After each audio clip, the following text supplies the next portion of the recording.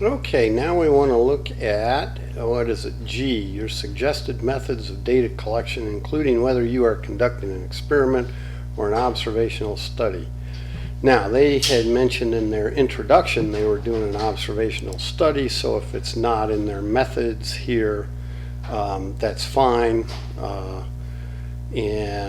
But they put it right back in there again. A survey was distributed online to 2,000 students. Now, this they're making up. They didn't really do that. Again, I think it's fine to talk about it as how you would do it. You don't have to pretend that you did it. A survey was distributed online to 2,000 students at Lindsey Wilson to collect data for this observational study. Okay, it's observational because basically they're using a survey. Only a small portion of surveys were actually returned. Again, they are making that up.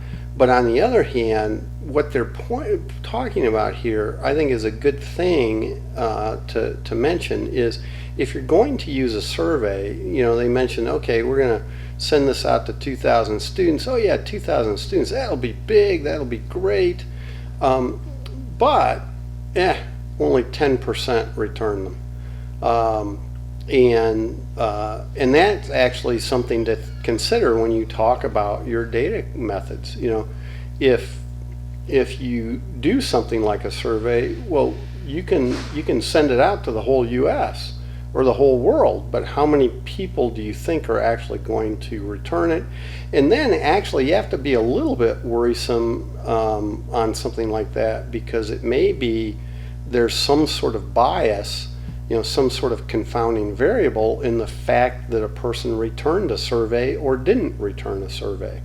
And so, those are things to worry about with your data collection. And so it's good they mentioned something here. Again, I wouldn't really go with pretending you did a study if you didn't. But some people have found data online. In that case, you found real life data online. Or I did one semester have a team who I think did put something on social media and got maybe 25 responses or so. And so sure, it's possible to get real life data. Let's see. And they said they wanted 100 total men, 50 student athletes, 50 non, and 100 total women. So they wanted 200. Well, that's convenient with their 10% there. But again, would you really get that? And they say, well, if this condition was not met, additional surveys would be they said were, but you could say, well, we'll keep distributing, we'll keep sending surveys out until we get enough. And what's enough? Well, again, that's part of the idea with what I'm asking you to do. Remember in one of your modules, I don't remember which one it was, might have been module 3, I think. We looked at, I think it was module 3 with the chi-square data, and asked, well, what if, they mentioned 50-50 here, what if it wasn't 50-50, what if it was 80-20 or something like that? Would you still have enough people to get, if there is a difference, how small a difference, and all that. And that's something you could put in your data collection. It is just, well, if I want to be, if I think I would like to show a difference in GPA of 0.1 or something, I think maybe, the average GPA of athletes is 3.3 and the average GPA of non-athletes, I think, might be 3.2. Now, why you'd think that, I don't know. But if you thought that was the case, well, how many people would need to return surveys in order for you to know? And I mean, would 100 be enough? Maybe, maybe not, but they don't answer that question here. I don't think they really answer it anywhere, which makes this a little bit weaker as far as a plan. If you add in something like that, that would be very strong, because now I know that when you say, hey, you need 50 participants or 130 participants or 1,000 participants, that you know why you need them because of what you're trying to show. And let's see.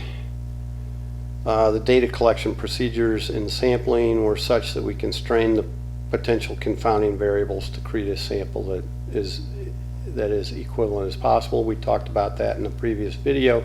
You know, they said, well, let's get all the ACTs a little higher. Let's make sure the GPAs all match, 2.5 to 4. And, and they were trying to hit those various things. Socioeconomic, I don't know that they really address that, so that makes it a little weaker. But what they're saying is, hey, we narrowed it down, our population that we're working with, so much that we no longer had to worry about those confounding variables because they didn't really vary. Everybody had a similar GPA, similar background from high school, similar this and similar that. Well, that's one way to take care of it. The only thing they had left, and they mentioned this here, was gender. So they worried about gender, they worried about academic year, socioeconomic status, high school education and major. Well, I don't think they really narrowed down the major. We can see here, and I don't think they really did anything for the socioeconomic class. They've got gender involved because they got male and female, so that's taken care of. Academic year, they said, well, let's just look at juniors and seniors, so that's taken care of. High school education, they're using a surrogate. We learned the term surrogate. They're using the surrogate of an ACT score. That's probably not bad. So, they've taken care of high school education. I'm not so sure I've seen that they've taken care of major or socioeconomic status. And looking here, I'm just kind of looking through it, being selective pool participants, they just they gloss over it. So see here, they became very incomplete on major and socioeconomic status. They said, well, we'll try to get it so it doesn't vary. Well, what's that mean? I mean, was everybody the same major? Well, okay, that's going to be a problem because we don't have 2,000 biology majors, or we don't have 2,000 nursing majors, and they mentioned sending this out to 2,000 Lindsay Wilson students. Okay, so they had to hit every major, and they had to hit all sorts of socioeconomic statuses, and so that makes this weak at this point. Okay, so they're not getting as many points on this as they could, as far as being complete. Okay, and we'll look at that with regard to the rubric, later. But we're here we're just looking, have they included things yet? So they did include it. They are talking about all those things, the methods, the survey, and so forth. But they really have fallen short on a couple of their confounding variables.